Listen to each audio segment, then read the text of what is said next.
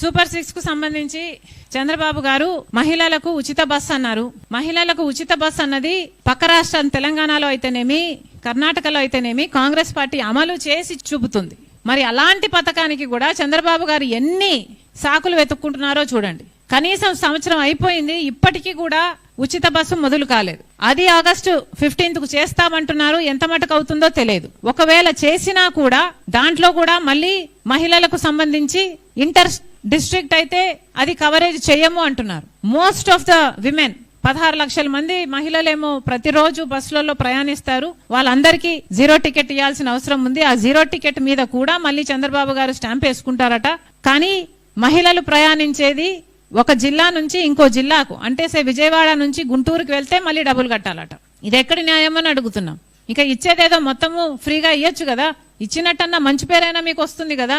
ఇది చాలా అన్యాయం. సూపర్ 6 లో ఇంకొకటి మహిళా శక్తి. ప్రతి మహిళకి 18 ఏళ్లు నిండిన తర్వాత 1500 రూపాయలు నెలకిస్తామని చెప్పారు. సంవత్సరానికి 18,000 రూపాయలు ప్రతి మహిళకు ఇస్తామని చెప్తే అది చాలా పెద్ద బడ్జెట్టే. కానీ కనీసం ఆ మాత్రం క్యాలిక్యులేషన్ మీరు చేసుకోలేకపోయారా? ఎన్నికలప్పుడు మీరే కదా ఊదరగొట్టారు, ప్రతి మహిళను మేము శక్తివంతురాలని చేస్తామని.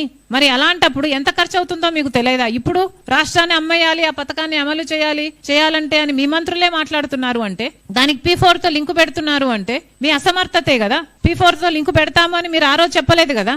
ఈ రోజేమో P4 కేమో దాతలు ఉంటే డబ్బులు వస్తాయి, దాతలు లేకపోతే డబ్బులు రావు. అంటే ఆ పథకం అమలు కాదు. దాదాపు 2 కోట్ల మంది మహిళలకు అమలు కావాల్సిన పథకం కనీసం 1,80,000 మహిళలకైతే అమలు కావాలి కదా. మరి ఇప్పుడు మీరు అన్నిటికీ లింకు పెడుతున్నారు, P4 కు లింకు పెడుతున్నారు, రాష్ట్రానికి అమ్ముకోవాలి అని మాట్లాడుతున్నారు. అంటే మీకు ఎంత చిత్తశుద్ధి ఉన్నట్టు?